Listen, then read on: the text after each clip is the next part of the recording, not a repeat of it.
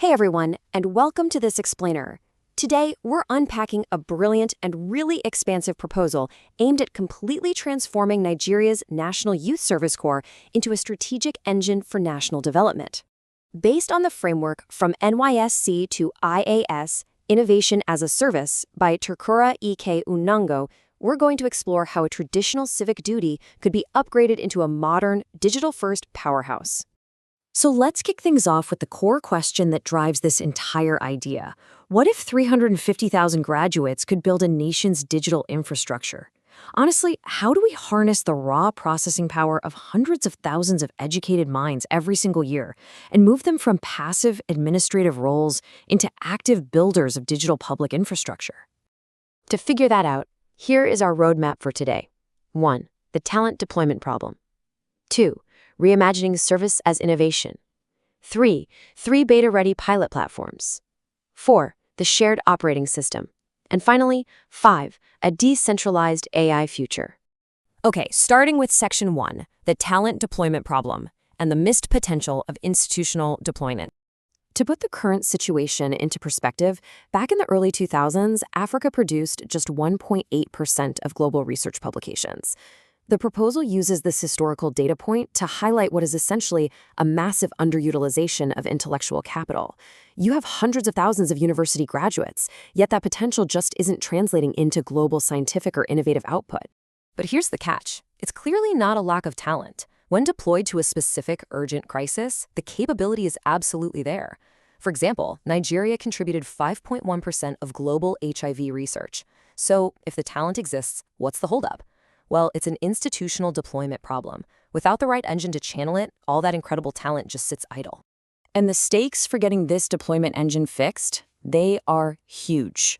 The proposal notes that every single dollar invested in Nigerian digital public infrastructure is estimated to yield an $8 to $12 return.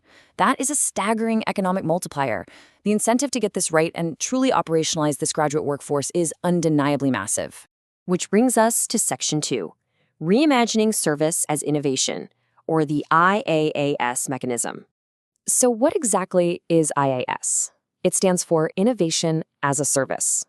It's a strategic delivery mechanism that shifts the mandatory service year away from basic desk jobs, creating immediate career pathways in multidisciplinary research and civic solutions.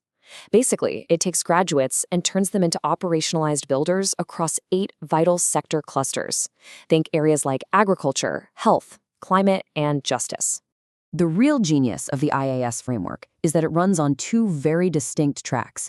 The first track is Proposal First Service, or PFS. This is completely open. It caps absolutely nothing.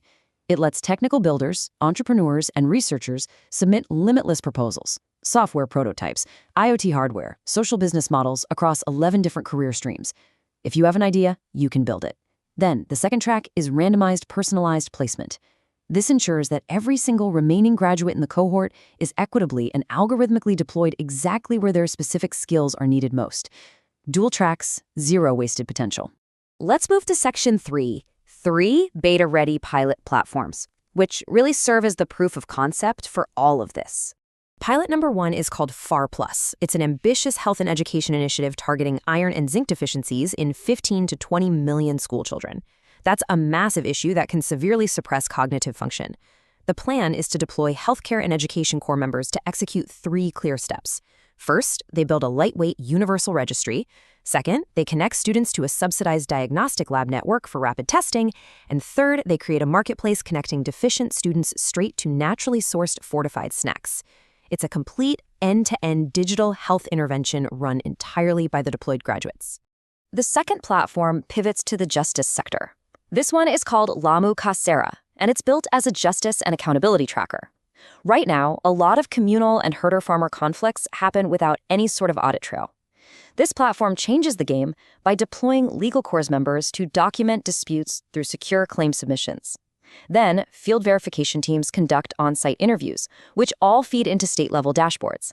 The entire goal is to build a highly defensible, auditable trail that can actually facilitate compensation and real justice pathways.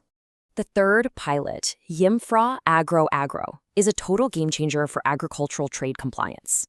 Millions of smallholder farmers are essentially locked out of premium European markets simply because they lack digital compliance data. In this pilot, Corps members are deployed to execute 5 steps: mapping farm boundaries using GPS, logging harvest to fork traceability, generating automatic EUDR compliance certifications, connecting farmers directly to a buyer-seller marketplace, and guaranteeing supply chain transparency via blockchain. Literally overnight, local farmers could access a massive 40% price premium internationally, completely facilitated by this graduate workforce. When you step back and look at the projected economic impact of these pilots within just a 6 to 12-month timeframe, it is wild. The FAR Plus Health platform alone projects over ₦1 trillion in impact by reaching up to 20 million students. Yum for Agro aims for 60,000 farmers and €10 million in export value with just 600 deployed core members.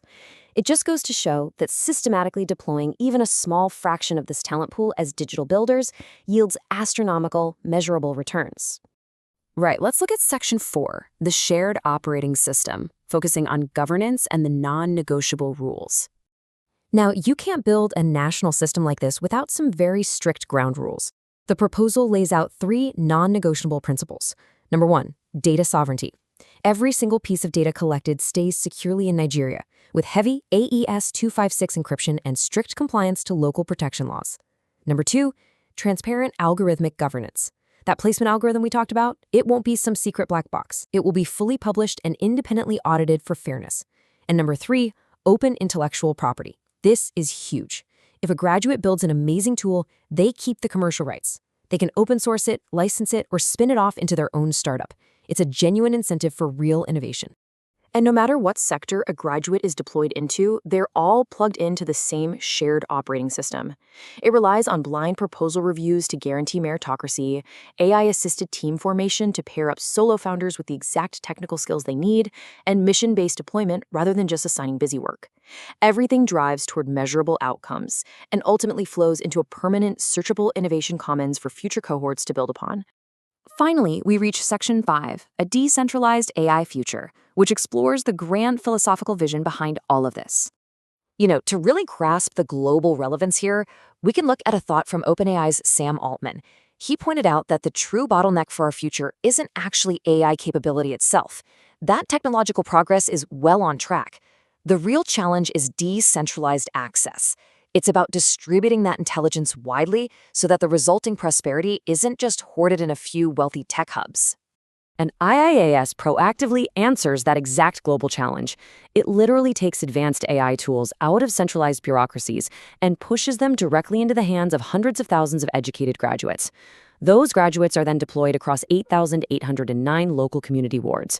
It's embedding abundant, applied intelligence into every single sector while maintaining total privacy and data sovereignty. It is, quite literally, a working blueprint for decentralized AI. The end game here isn't just tweaking an old program. The vision is to evolve the service into a dynamic federation of specialized institutes. We're talking about a public health and resilience institute, an advanced manufacturing and robotics core, a national scientific computing core, and because they all run on that shared operating system, talent and ideas can flow seamlessly between them to drive incredible national capability. So I'll leave you with this final provocative thought. What happens when we shift from a single mandatory service program to a permanent national capability architecture? By completely reimagining how a nation deploys its youth, we aren't just solving a deployment problem, we are architecting the operating system for a decentralized, intelligence-driven future. It completely redefines what national service can be in the 21st century. Thank you so much for joining me on this explainer, and I highly encourage you to think about how this kind of framework could absolutely transform emerging economies all over the world.